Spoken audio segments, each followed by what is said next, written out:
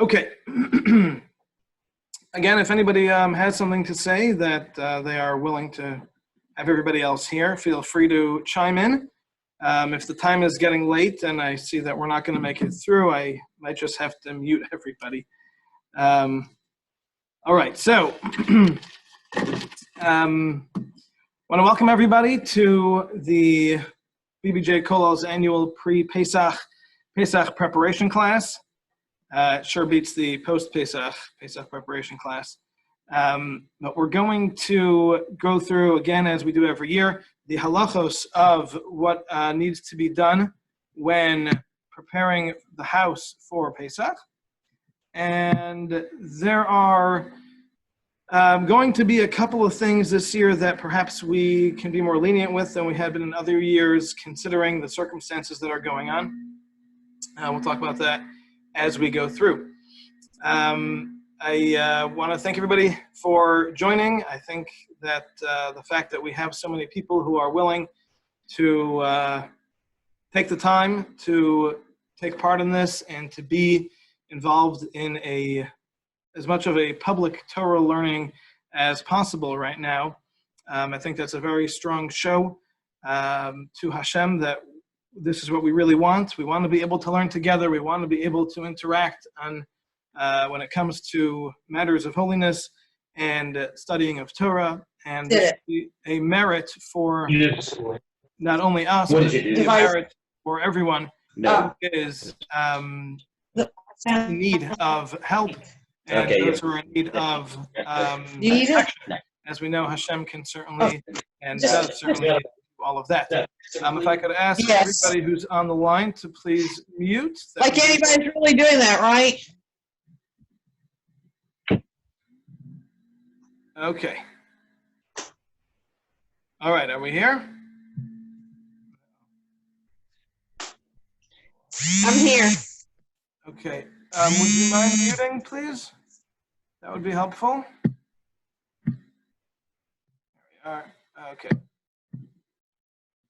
Okay. Very good. All right.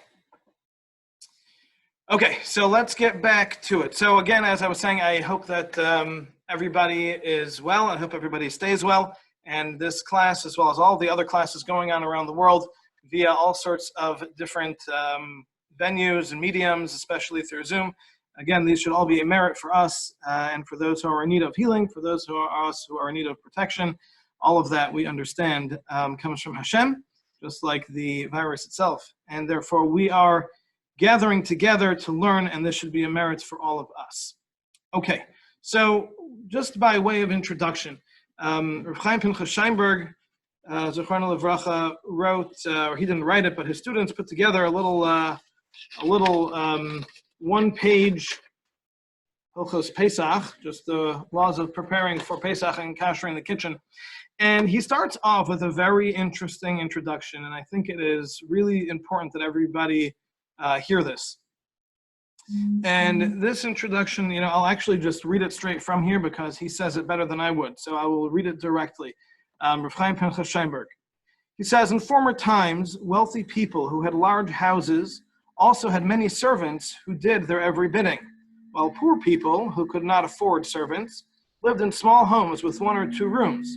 Understandably, the pre-Pesach chores of the rich were performed by the servants, while the poor, who had only their own 1 or 2 rooms to clean, a few pieces of furniture, a minimum of utensils, and some clothing, took care of their needs themselves. In those days, the cleaning was hard. Tables were made of raw wood, requiring them to be scrubbed or even shaven to ensure that no pieces of food were hidden in the cracks. Earthen or wooden floors also needed to be thoroughly cleaned and scrubbed. Today, we seem to be caught in a trap. The average modern home is larger than formerly. Furniture, utensils, and clothing are much more plentiful. The average home today could compare with the more affluent homes of previous generations. However, we do not have the servants that they had, so that today all of the chores fall on the housewife. At the same time, she still feels obligated to clean and scrub as they did formerly, even though she has laminated furniture and tiled floors, making that type of cleaning unnecessary. As a result of this, the pressure of pre-Pesach cleaning has reached unnecessary and overwhelming levels. The housewife often becomes overly nervous, unable to enjoy the Simchas Yom Tov of Pesach, and unable to perform the mitzvos and obligations of the Seder night. Pesach, like every other Yom Tov, must be enjoyed by every member of the family, including women and children. This is an obligation clearly defined in the Torah as explained by Chazal. We can understand a person dreading Tisha B'Av, but Pesach is to be looked forward to and anticipated with joy. Every woman should be well rested, relaxed, and alert at the Seder table so that she can fulfill all of the Torah and rabbinic obligations and follow the Haggadah with the rest of the family. Clearly, the performance of her pre-Pesach duties must be balanced against her Pesach obligations. Pre-Pesach cleaning is required to avoid the danger of transgressing any Torah or rabbinic prohibitions of having chametz in the house on Pesach. It is evident from the responsa of the Rosh Yeshiva Shlita, or Zatzal, that this not need be excessive. It is not the intention here to abolish minhagim, customs which have been passed down by Klal Yisrael from generation to generation. Nonetheless, some practices adopted by women in the Pesach cleaning today are not an actual continuation of old customs. For example, if a person does not sell his chametz, of course it is necessary to check his utensils and to wash off any chametz left on them or render it inedible. But if the chametz is sold, then washing the pots, pans, and dishes which are going to be locked away is not necessary. One might be tempted to insist on doing the extra work anyway to be machmir, stringent. However, in these stringencies lies the grave danger of causing many laxities and brushing aside many mitzvos completely. Torah and rabbinic obligations which women are required to do on Pesach, and particularly during the Seder. Many women like to do more cleaning than the bare minimum to such an extent that some even incorporate their general spring cleaning into their required pre-Pesach chores. These extra exertions should not prevent them from fulfilling their obligations on Pesach, and particularly on the Seder night. So I think the message from Rav Steinberg is very clear. We have a chance to fulfill one of the most fundamental mitzvos in all of the Torah. We find so many mitzvos that revolve around Zecher L'Yetzias Mitzrayim that they are to act as a reminder for us of the Exodus from Egypt. In the Seder night, that's what it's all about. And yet, if we put too much extra effort into preparing for Pesach with unnecessary things, then what's going to end up happening is likely that we're going to miss the more important part of enjoying Pesach, living through the Exodus all over again as we go through the Pesach Seder. And I assure you that when the time came to leave Egypt, no one was falling asleep. No one was, had their face in their soup. People were energized. People were excited. Everybody was ready to go. Everybody was thoroughly enjoying and participating their Seder that they had in Egypt. And we need to relive that experience. So therefore, it's really, really important for us to make sure that we do what is necessary. But to go overboard beyond what is necessary needs to be avoided so that everyone at the table, even those who spent all their time cleaning and preparing and working, still everybody needs to be able to be fully focused and enjoying and participating in the Seder on Seder night. Okay, so with that introduction, I would like to just tell everybody how this is going to work. So there are lots and lots of different opinions about a lot of different things that we're going to mention here tonight. And my intention is to mention the opinions that I've seen. And when I say what we do is A, B, or C, then I am referring to what Rabbi Slatus has said for the Savannah community. For all those who are not living in Savannah and have their own Rav to speak to, please do so. But when I say what we do, I'm not coming to say that this is what everybody in Klal Yisrael does. What I mean is that's what we here in Savannah are encouraged to do based on the opinions of Rabbi Slatus. Okay, so with all of that being said, let's get down to it. So the guidelines for what needs to be done for Pesach are pretty basic. When it comes to eating chametz, any amount is problematic. You cannot eat any amount of chametz. Even a trace amount of chametz is problematic and a very serious prohibition of Torah law. There are other issues with having chametz in the house as well. There's another prohibition of owning chametz, having chametz around. So there is a very big difference, though. When it comes to having chametz, that's not a problem if you're dealing with anything that is either not edible or smaller than a kazayas. A kazayas is roughly the size, about half a slice of bread or so, as Rabbi Slater says. And anything smaller than that, you don't have the biblical prohibition or even a rabbinic prohibition to have in the house if it's not going to be eaten. Now, there is a rabbinic decree that if you might leave something over and find it on Pesach, one might inadvertently, out of habit, pick it up and eat it, not realizing that it's chametz or not remembering that it's Pesach. And therefore, there is a concern that if we leave edible chametz around, it might come to be eaten. And that is true even if it's less than a kazayah. So therefore, it is important for us to make sure that anywhere there will be eating going on, there is no trace of chametz whatsoever. But in areas that there will not be any eating going on, bathrooms, bedrooms, living rooms, perhaps wherever you are not going to be eating, in those areas, we just have to make sure that there is no edible chametz anywhere and that there is nothing the size of a kazayas anywhere. I remember I was in yeshiva once, and someone told me that they had been in yeshiva a couple days before Pesach, and there was a very large beis medrash where all of us were learning. There was no one there at the time. We had all gone home for Pesach, and the mashgiach, Zechrona Levacha, his sons, were going through cleaning the beis medrash, checking all the bookshelves and the chairs and the stenders and everything, checking for chametz. And the Rosh Hashiva walked in, and he saw them there, and he asked them, "What are you doing?" So they said, "We're checking for chametz." So the Rosh Hashiva had a little pocket keychain flashlight on him. He pulled it out, and he scanned the room in about 3 seconds, and he said, "Don't worry, there's no kazesim in here. There's nothing the size of a kazayas. You've got nothing to worry about. You can go learn." So when it comes to an area that you're not going to be eating in, you don't need to really worry unless you've got a significantly large piece of chametz. But when it comes to places that we are eating, then we have to be much more careful, and that is what we are going to be discussing. Okay, so any areas in your house that we don't typically have chametz in, if it's an attic, if it's a bedroom that you're careful not to bring chametz into, bathrooms, things like that, where there isn't chametz during the year, then you do not need to check those for chametz. If it's not near any eating places, in other words, if you've got a room that's 2 rooms away from where you're going to be eating, again, you don't need to be worried about anything there unless it is the size of a kazayas. Now, if something is not edible, you do not need to be concerned about it. And that is, again, even if it's the size of a kazayas, you really should get rid of it. But anything, once it's rendered inedible, then there's nothing to be concerned about.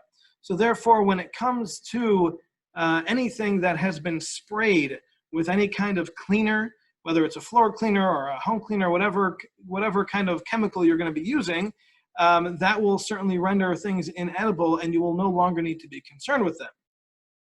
So therefore, when it comes to the floors, you do not need to scrub your floors. You do not need to get your carpets professionally cleaned. You do not need to have your draperies cleaned, things like that.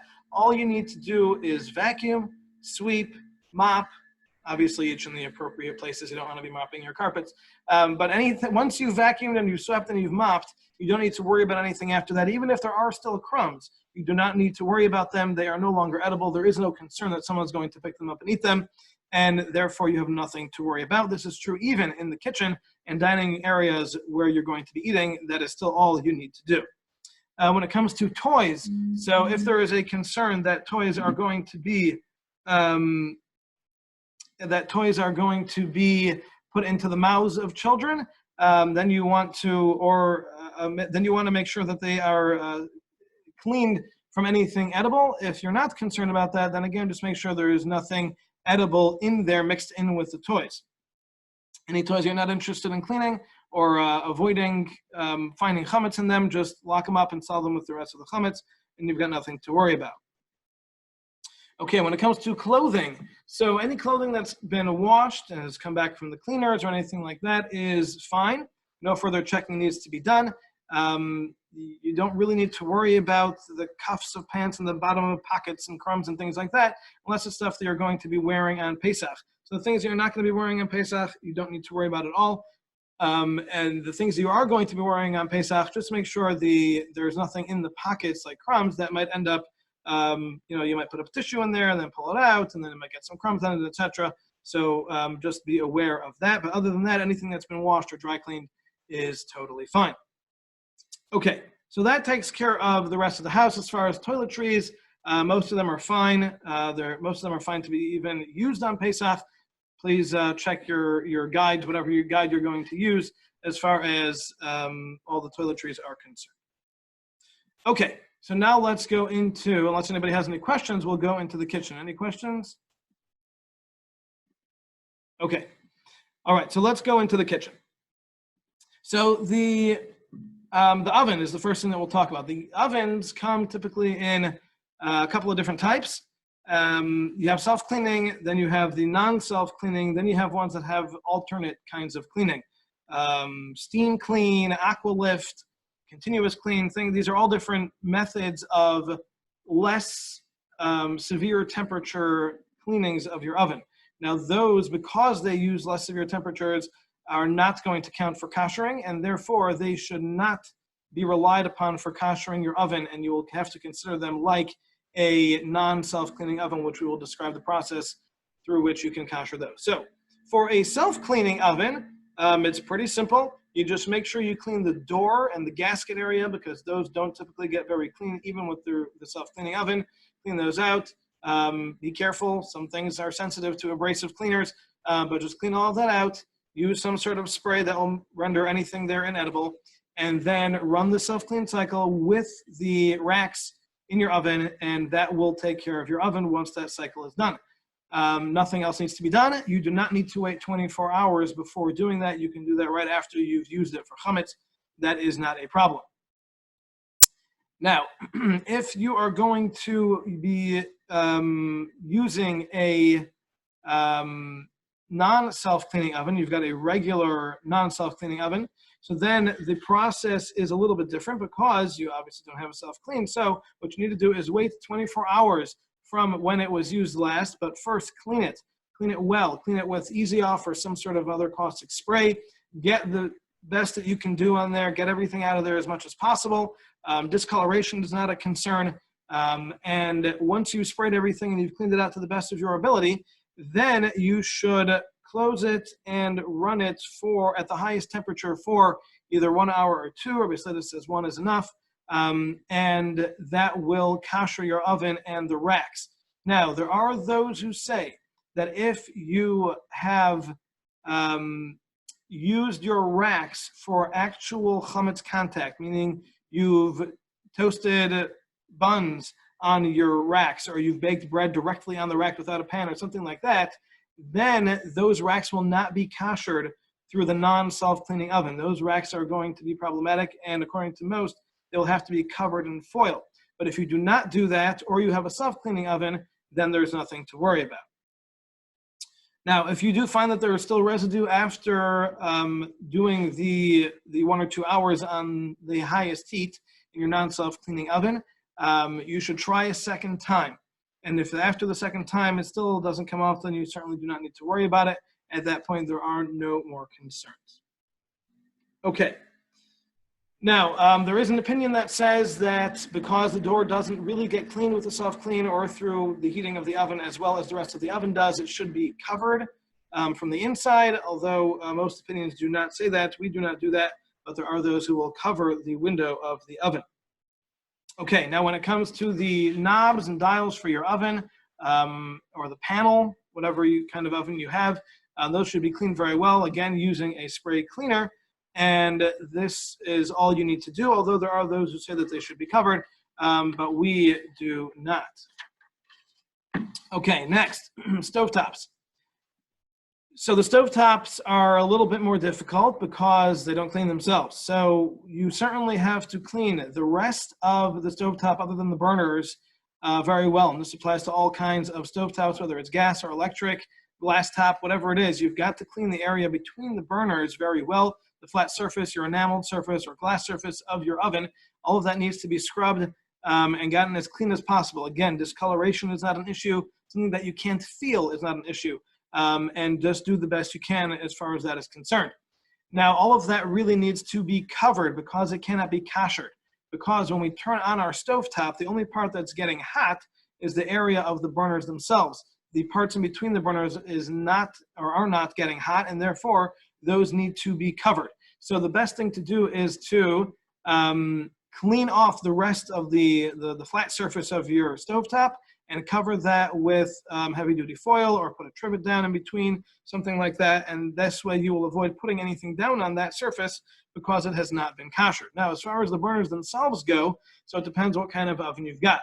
If you have a gas oven, so you've got an open flame, so some say that you can simply turn on the burners, all of them, to their highest heat and let it run for half an hour, and that is sufficient. Others say that you should cover the whole thing with a blech, or each burner with a large pot, and this will help distribute the heat over the entire surface of your grates. And others say that that doesn't really work, and the best thing to do is to put them in the oven. Now, if you're going to put them in the oven, many models do not recommend putting them in on a self-clean, but you can put them in for 40 minutes on the highest setting, and those should be fine, and that will kasher those grates. Now, when it comes to the coils, the electric coil stovetops, so those only need to run for the most 15 minutes. Some say even once they glow hot, that's good enough. Others say up to 15 minutes, but then those will be kashered as well. And then the glass tops, so there is some, oh, 1 second, we've got a question. I just wanted to make a comment. Yep. Can you hear me? Yep. That with the grates, you have to be careful because sometimes they have like a little bit of rubber or something on the bottom of them, so they don't scratch the cooktop. So you want to make sure. Like I tried to take those off my grates once, and you need them, and you can't replace them, and they can burn in the oven because they're rubber. So you might want anybody who has that might want to just keep them and your thought or suggestion. Okay, great. Okay, thank you. Yeah, so basically what Michelle is saying is that there are certainly times where that might not be the best scenario to put your grates inside the oven, even at 500 or 550. And you might want to just check your manual and make sure that yours are safe to go in at that temperature for that amount of time. If not, then again, you can certainly rely on turning them on and putting a pot on top of them, and you can use a chametz pot for that, no problem. And just letting them run at full blast for half an hour, and that will take care of them. Okay, so now on to the glass top stoves. So again, we've covered all the areas and cleaned the other areas outside of the burners themselves. The burners themselves, though, according to some, cannot be kashered. According to most, they can be kashered. And the way to do that is the same thing. Turn them on till they're hot and let them run for anywhere from 10 minutes to 20 minutes. And that will kasher the area of the burners themselves. Now, some kashrus organizations have said that if you cover the area between the burners, there is some concern about the glass top being okay. Looking through manuals and things, I've never seen that to be an issue. The issue that I've seen has been covering the burners themselves. So we certainly should not cover the burners. So if you've got a glass top, what you want to do is scrape it all really well, do the best you can. If you can find copper scrubbers, those are the best, in my experience. Use spray, do not use glass spray. That does not work very well even on the glass top. You should use a regular house cleaner spray, something caustic, fantastic, or ammonia-based, or whatever it is. And scrub away. Once you've scrubbed it as best you can, cover everything except the burner areas, which are outlined by circles, and then turn on the burners. Now, the only concern that you're going to have at that point is if you take a pot that's bigger than the size of the burner and you put it down on top of that burner, because now you've extended beyond the area that has been koshered. So it's very important that if you do have a glass top, that you only put your pots within the parameters, within the circle of the burner itself. So if you want to have two big pots going, you only have one big burner, that's a problem. Don't do that. Make sure that you keep the pots within the parts that have been koshered, but the rest of it, make sure you cover with foil or some other, whatever you're going to use. And this way, even if something does get put down on there, it's not going to be an issue. Now, the pot itself that is hot that gets put on the foil, that could be problematic because that heat will go through the foil. So that should be avoided. But again, if you're going to make sure that your pots are only within the borders of your burners, then that will be fine, according to most opinions. Now, if you would like to be stringent and follow the opinions that say that you cannot really kosher the glass, then what you can do is get a metal disc or even a drip pan that flips upside down, and put those over your burners when you're cooking, and this way nothing will be touching the actual surface of your burners and you will be fine. Okay, moving on. Okay, the hood. You got a hood over your stove top, hopefully. That gets filthy and should be cleaned as best as possible and covered. Now, if you're not going to turn it on, there's much less concern. If you've covered it, anything that goes up will drip back down off the cover and not go into the hood and then drip back down with some other residue of chametz. So if you cover that, that would be the best. Okay, next thing we have are the countertops and sinks. So countertops come in lots of different materials. Some can be koshered, some cannot be koshered, and it really depends. So if you have real stone counters, and according to many, it doesn't matter what kind of sealant they use, but if the stone is actual real granite, not some sort of composite, then that would be kosherable. Now, the process of koshering, and this will apply to any material of countertop that is kosherable, the process of koshering is a bit tricky, very messy, and a little bit hard to do. So what's recommended is always better off covering your counters rather than koshering them. We'll discuss how to kosher them in a second. Now, when it comes to the koshering process for a countertop, then what you want to do is you got to make sure that you hit every inch of that countertop with water that has been boiling and that comes directly out of the pot poured onto that spot. Meaning to say, you cannot take a pot of boiling water and pour it over the counter and let it spread over the rest of the counter. That doesn't work. It needs to go directly from the pot onto every spot. So in order to do that, what you're going to want to do is take something that's very manageable, as far as, that it's not too big and perhaps it has a long handle that doesn't get hot, etc., and go slowly back and forth over every part of that counter. This is not an easy thing to do, and it's going to have a lot of water on the floor and in other places, boiling water, so it's not so simple, but it certainly can be done if you choose to do so. Obviously, the counter has to be perfectly clean before koshering, and again, the water has to be taken right off the fire, boiling, and then poured over every part of the counter. It will take a couple of tries, usually a couple of pots worth of water. Make sure you've got a lot of towels on the floor to catch all of that runoff. And some say actually between pours from one pot to the next, you actually have to dry off the area that you're going to kosher next from all of the water that poured over from the area that you just koshered. So whether you're going to kosher or you are not going to kosher, another option is certainly to cover your countertops. Now, if you're going to cover them with something flimsy like foil or paper, that's okay, but make sure that you've got a couple of layers because things inevitably are going to rip over time as you're preparing food. You're putting pots down, you're cutting things, you're dragging things, your kids are pulling at it. There's all sorts of things that are going to go on, so make sure that you've got a couple of layers so that you do not have a concern. And then if you're going to use something more sturdy, you can get plexiglass that'll be cut to the right size, that will fit over. That's very simple. You can keep that from year to year. You can also get corrugated plastic, which is basically, it looks like cardboard, but it's plastic. So it's shaped like cardboard, 2 layers of plastic, and those are great. Also, those last from year to year. And all these things are very convenient because then all you have to do is wipe down your counters, spray them with something, and then put these covers on and you're done. That is very simple. Okay, now as far as what materials can and cannot be kashered for your countertops, there are lots of different opinions. Rabbi Slatus holds that we do not kasher plastic, and therefore laminate and things like that will not be kasherable, and they will need to be covered. But real stone, not composites, but real stone, granite, marble, etc., those things would be able to be kashered if you follow the process appropriately. Okay, any questions on that before we go to sinks?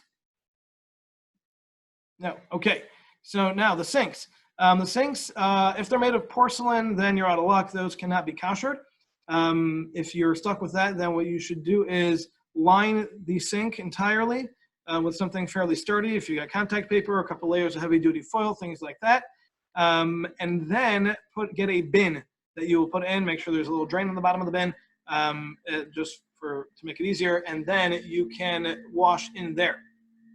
And it is best not to use very hot water when doing so. But if you have a steel sink, as most people do, then you can kasher that. The process of kashering that is that you take, again, water that's boiling, and you pour it over every inch. Again, same thing as before, use a small pot. It's much easier to handle, and make sure you get over every inch. Now, as you're going around the rim of the sink, you can make sure that it also pours directly over the entire wall of the sink.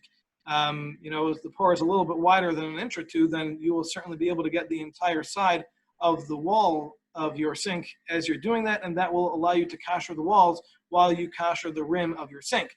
After that, make sure you get another pot if you need, go over the middle of the sink, the bottom, the floor of the sink. Again, go back and forth, cover each spot, and make sure that gets done. It is recommended that you pour something down your drain. If you want to use Drano, or you want to use just some chlorine or something, whatever it is, just to make sure that in case there is a little bit of backup, that there will be nothing chametz in there that would have been edible in any sort of way. Now, when you're kashering your sink, you should also kasher the faucet. So the way to kasher the faucet is to pour the boiling water, just like you did over the sink, pour that over the entire faucet, including the handles, etc. And if you have a pot that you can take off and actually put the spout of the faucet into, so that will kasher the spout, that would be the best. If not, there are those who say, or most posts can say, that you can simply turn your water onto the hottest and let it run for a few minutes, and that will kasher it from the inside. Now, if you do have a removable aerator from the end of the spout of your faucet, then you should certainly replace that for Pesach. And the same is true for your strainers on the bottom of your sink. Those should be switched out for Pesach with kosher for Pesach ones. There are those who say to cover the handles of your faucets, but again, we do not do that. We make sure they are thoroughly cleaned, and that will take care of that. Now, all of these things that we've been talking about kashering, the only way you can kasher something is if it has been sitting for 24 hours, not being used with anything hot. So your sink, make sure that you either turn off your hot water valve 24 hours before you plan to kasher, or that you just tape it up or something and just make sure that it doesn't get used for hot water, for 24 hours before kashering. The same is true of your oven. The same is true of your countertops, or anything that you're going to be kashering. It cannot have been used within 24 hours, the exception being a self-cleaning oven, which can be done right away. In addition, everything has to be clean. Anything that's going to be kashered needs to be thoroughly cleaned for using something that will render anything on it inedible for certain. But things that are going to be covered, we're much less concerned about. So things that are going to be covered, you can really get away with simply wiping them down, and you do not need to scrub them. You just make sure that they are covered. Okay, so that takes care of the eating area of your kitchen. Now you've got your tables and chairs. So chairs, so I can still use the sink as long as it is cold water only. Yes, you can use your sink for cold water, but don't get anything in it other than water. So if you're going to use it and you're going to pour, cereal down there, that's going to be a problem. So what you want to do is make sure that you are going to use another sink for dishes as much as possible. But if cold water does end up in your sink, you do not need to not kasher because of that. But hot water would be problematic, and you would not be able to kasher. Okay. Okay, so now tables and chairs. When it comes to tables and chairs, Chairs just need to be cleaned. You don't need to be going through them with toothpicks. Sorry, Mom. And you just need to wipe them down. Again, use a little spray on a rag if you can, and render anything there inedible, and you don't need to worry about it. When it comes to the table, the minhag is that we cover tables, so have some sort of cover that will stay on there permanently throughout Pesach. It could be a thin plastic, it could be a thicker plastic, that would be better. And then on top of that plastic, you will put your tablecloths. So once we're talking about tablecloths, any washable tablecloth, that means non-vinyl, that means cloth, material, tablecloths, cotton, polyester, etc. Those can simply be washed in the washing machine with hot water and detergent, and those can be used for Pesach. So your regular tablecloth that you use all year round, again, if it's a cloth, tablecloth can be washed with detergent, hot water, and that can be used for Pesach over your first covering over your table. And it does not need to be covered again. If you have the new tablecloths that are made out of other materials, like the fake leather or real leather, tablecloths and vinyls, those cannot be done that way, and those need to be put away for Pesach. You need to use different ones for Pesach. And the same is true for dish towels and rags and things like that. If you have separate ones for Pesach, that's better. If you don't, you can certainly just wash the ones that you use all year round, hot water and detergent, and they will be fine to use for Pesach. If you see a piece of something still stuck on there, then that would be different. But then you might want to get your washing machine checked out. Okay, next. The refrigerator, freezer. So those should be wiped down. Again, use something caustic that will make anything in there inedible. Wipe it down, and technically you don't need to cover it even. You don't need to cover those shelves and things. It is, many have the custom that they will cover the shelves. If you do so, make sure that you leave lots of space for the air to circulate, poke holes in them, or just don't cover everything. Make sure there's a lot of room for air circulation in your refrigerator. But again, once things are wiped down, you don't need to do more than that. But if you want to cover them, you certainly can. The same is true for your pantry and things like that. You should wipe it down using some sort of cleaner and get the crumbs out. And again, even if there are crumbs in there, once it's got that cleaner on there, it's not a problem. You do not need to worry about it. If you would like to cover it, you can. It is not necessary. Just wipe it out well with that cleaner and cloth, and you can move on with that without needing to cover it. And the same applies to the freezer as well. Okay, next, microwaves. Some say you cannot kosher microwaves. Some say you can kosher any kind of microwave. Some say you can only kosher certain kinds of microwaves. So you should certainly ask your Rav if you are not in Savannah. If you're in Savannah and Rabbi Slatus is your Rav, then he says that you can kosher microwaves by making sure it's clean, going through the inside again with a cleaner, making sure it's clean inside, and then putting a cup of water in there in styrofoam cup. Let it run for 10 or 15 minutes so the whole thing inside gets filled with steam, and that will kosher it as long as it is clean inside. Now the glass turntable plate or glass plate that you have on the bottom cannot be koshered. We do not kosher glass for Pesach, except a glass top stove, as we mentioned earlier. And therefore that needs to be taken out for Pesach and replaced. Or you can use it without it, that's fine too. Okay, now there are many who will cover any food that they put in a microwave on Pesach, get one of those big plastic covers that will fit over any plate you put in there. That if you would like to do that, that is certainly commendable, and that is good to do. Okay, as we mentioned, we do not kosher glass. Drinking glasses, we do not kosher. Pyrex, things like that, we certainly don't kosher.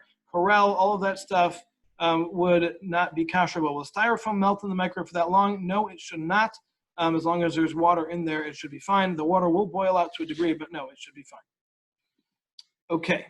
Now, when it comes to koshering utensils, you want to kosher metal cups or serving pieces or silverware, things like that. So the rule of thumb is that, again, Rabbi Slatus says you cannot kosher glass or plastic. So plastic things would not be included in this, but metal, wood and things like that can be. Now the rule is as follows. It needs to be absolutely clean, and then it can be koshered by putting it into a pot of boiling water.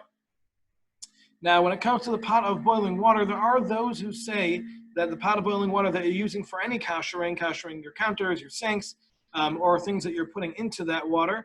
There are some who say that what you should do is first boil this pot. Now this should be a chametz pot, mind you, and boil it, fill it entirely with water, boil it up until it boils over. Some say you need to put something even hotter in there to cause it to boil over. And some say that once it boils once, you should pour that water out and then fill it a second time and boil that second pot of water and then use that for your koshering. Rabbi Slatus does not require any of that. He says simply boil your pot of water, fill it up all the way to the top. Once it boils, you can use it for kasher. It will itself be kashered, and you can use it to kasher other things. Again, this is a chametz pot that you use, not a Pesach pot. So if you want to kasher, let's say your silverware, so you bring your pot of water to a boil, you put all of your silverware in one piece at a time. If the water stops boiling, wait a little bit until it reboils. And once any item is in there for about 5 seconds, or some say 15 seconds, that is sufficient. It is kashered. The custom is to then rinse it off in cold water, which you can certainly do. But if you don't, it certainly is not problematic. The same applies to cups, plates, etc., anything like that, that as long as it is a kasherable material. Now you need to check the lists for if you have different kinds of materials and find out if they are kasherable or not. Can't go through the whole list right now, but please, if you have a specific question, let me know and we can look it up for you if you don't want to look it up yourself. Okay, dishwashers, there are some who say you can, some who say you cannot, and some say it depends what kind of dishwasher it is, what it's made out of, etc. If you feel that not using your dishwasher for Chol Hamoed will detract from your enjoyment of Yom Tov significantly, then we can discuss that on a personal basis as far as what kind of dishwasher you have, etc., to find out if it can be kasher. But otherwise, it is best not to use dishwashers for Pesach if they've been used with chametz. As far as coffee makers, Keurig machines, so for those who do not kasher plastic, as Rabbi Slatus does not, that will not really work. But if you do, or it's not plastic, then you can kasher it by, again, pouring the boiling water over the parts that are non-electric, and the parts that will touch the water or the coffee, and then run a kosher for Pesach coffee run, and that will kasher the pin as well.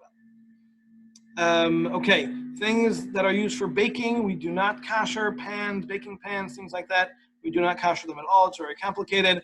If you have a grill and you want to kasher your grill, it's really not recommended. But it can be done. Sometimes, though, you might ruin your grill by doing it, so it's not recommended. But if you'd like to, you can by getting new grates. That's the easiest way to do it, and making sure that you clean out the inside very well, any area that might touch the food or have food residue on it. That includes the cover of your grill as well as the areas right around the grates that food might have touched by going off of the grate. Okay, now anything that is not going to be used, all of your year-round dishes, all of your year-round silverware and baking appliances and all of that stuff just needs to be put away. It does not need to be cleaned any more than you clean it on a regular Friday. Whenever you clean your stuff, just a regular cleaning, put it away.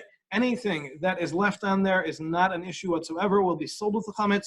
It is not edible, and once you put a piece of tape on there or a mark on that cabinet that says that it cannot be opened or sold or chametz or whatever kind of marking you're going to put on there, then you should not worry about it, and it will be sold with chametz, and it is not a concern.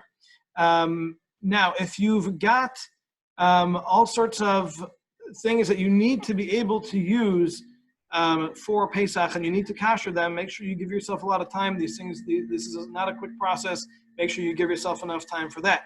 Now, if you have a china cabinet and you've got your chametz dishes in there and you're not going to use it for Pesach, you do not need to cover it. It's okay to see those dishes. Those dishes are clean. Even if you've got a little bit of crumbs or things in there, it's not an issue as long as you tape it shut or you tie it shut, whatever you're going to use, and it is noticeable to everyone not to go in there, then you do not need to worry about what is in there, even if it can be seen. That is not problematic. Okay, if I've missed anything, please either speak up now or feel free to contact me privately and we can discuss whatever particulars you have. Okay, one second. We've got a question here from Jody.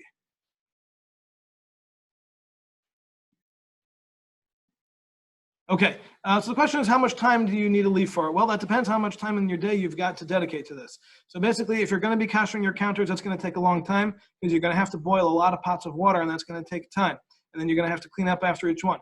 The main thing that takes the most time is the cleaning ahead of time. Make sure that you scrub everything down that's not going to be covered. Anything that's going to be covered, you can just clean up quickly. You don't need to worry about it. But things that are going to be koshered and not covered, you have to really spend time cleaning, and that's what takes the longest time. Then the koshering itself, it really depends what kind of pots you have, and if you've ever done this before, it goes a little quicker if you've done it before. And make sure you do things in order. So the last thing you're going to want to be doing is your sink, because you're going to be washing things off and all that before then. So make sure you do it in order. So first, kosher your stovetop, then use your pots for koshering once you've koshered your stovetop. And then you can kosher your counters, followed by your sink. If you have things that you want to be koshering in the pot, utensils and things like that, do that before you kosher your sink. This way they'll be rinsed off and you won't have anything to be concerned about, and then you will kosher your sink last. Again, as far as the amount of time it's going to take you, everybody's different. Every size kitchen is different, etc. Okay, what else?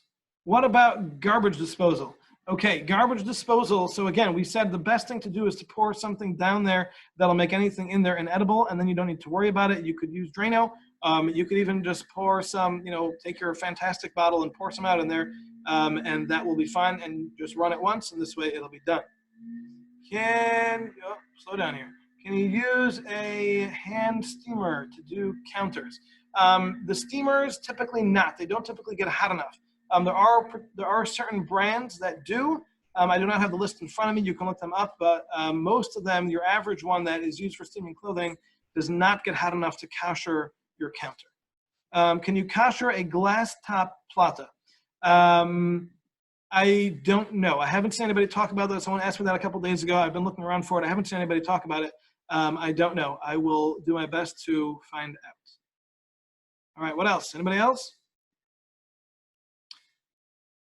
Yes, I need to know that too. Okay, I will do my best to find it. All right, anybody else? All right, then we will call it a night. Thank you, everybody, for your time. Thank you, everybody, for your time. Thank you for coming out. I wish everybody a wonderful Pesach. The amount of cleaning that you do should be far surpassed by the amount of Pesach that you enjoy. And it should be a merit for all of us and for everybody in need and protection. And I hope everybody who wanted to get a good nap in got that. Okay, 1 second. Composite countertop of 2 types of stone. Okay, so you really have to know, is it really only 2 types of stone, or is it stone, 2 types of stone plus some synthetic materials? If it's just 2 types of stone, then yes, it can be koshered. But if it's 2 types of stone plus other plastic resins and things, to keep it together, then that will not be able to be koshered, assuming you do not kosher plastic. Okay, can a boiling water spout be used? I don't know what a boiling water spout is, so I can't tell you, but I will be happy to come over and take a look, and you can tell me what that is. Okay. Oh, in the sink. Oh, I'm sorry. Okay, so you've got that little boiling water tap in the sink. Can that be used? It can be used. Can it be used? It's probably going to depend on what temperature it is, but it's not going to help you very much because it's only going to be able to cover the exact spot that it touches in the sink. Anything beyond that is not going to count. And if you put it into a pot from there or a cup and then pour it around, that's also not going to count. What you have to use to kosher is the first vessel, meaning the vessel itself that was heated over the fire. So if you put a pot over your fire and you boil that water, that's the first vessel. But if you're going to use that boiler in the sink, then the vessel that's the first vessel is the boiler under the sink. Once you pour that into a cup, it's already called the second vessel, and that cannot be used to kosher anything. So you've got to make sure that the only area that would actually help for is the part right under it in the sink that it touches. So not particularly useful. Okay, recording. Okay, yes, I will do my best to send out the recording of this. It is being recorded. So I will send out an email for everyone who got the email. I'll put it on WhatsApp for everyone who saw it on the WhatsApp. And this recording will be made available. Okay, anybody else before we call it a night? All right, thank you for coming. And I hope anybody has any questions, please feel free to contact me directly, and have a wonderful Pesach. Bye-bye. Jessica.